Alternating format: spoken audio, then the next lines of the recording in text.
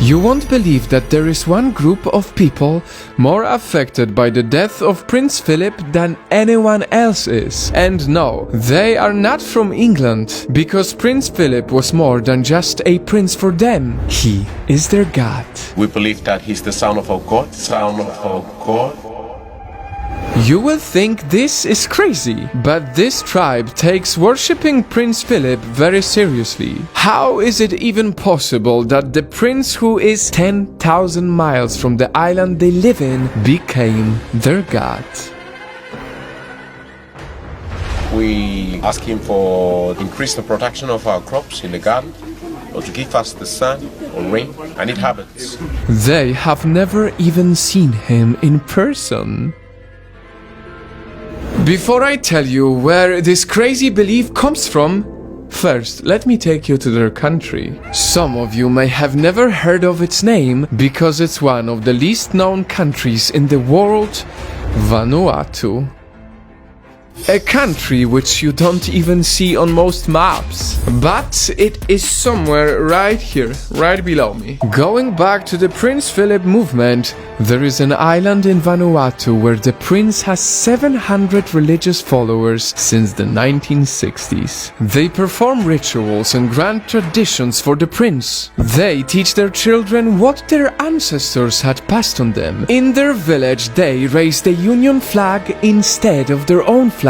They carried the biography of their prince as if it was their Bible. They believe that before the prince got to England, he originally came from their island. It all started with a very unique legend. A legend of a volcano whose spirit had an affair with a woman from the tribe. In the legend, this couple had a child who traveled all around the world to marry a queen. And this man rode down from the mountain on a horse, jumped to the ocean and swam all the way to England. And this tribe believes that the man in the legend was Prince Philip.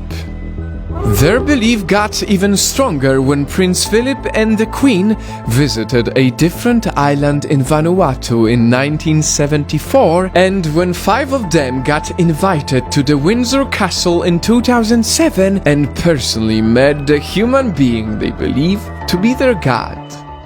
We believe that he's the son of our God. There was a prophecy that on his 89th birthday, Prince Philip would return to their island. And when the time came, they all prepared for his return through this grand celebration. All their lives they have been waiting for this moment, but 10 years later, that moment didn't come. Yet that was not enough to stop them from worshipping Prince Philip, because for them he was there, but in spirit. And now that Prince Philip is gone, they believe that it's time his spirit finally returns to their island. The spirit in Prince Philip won't die. The movement will always continue. What a unique story.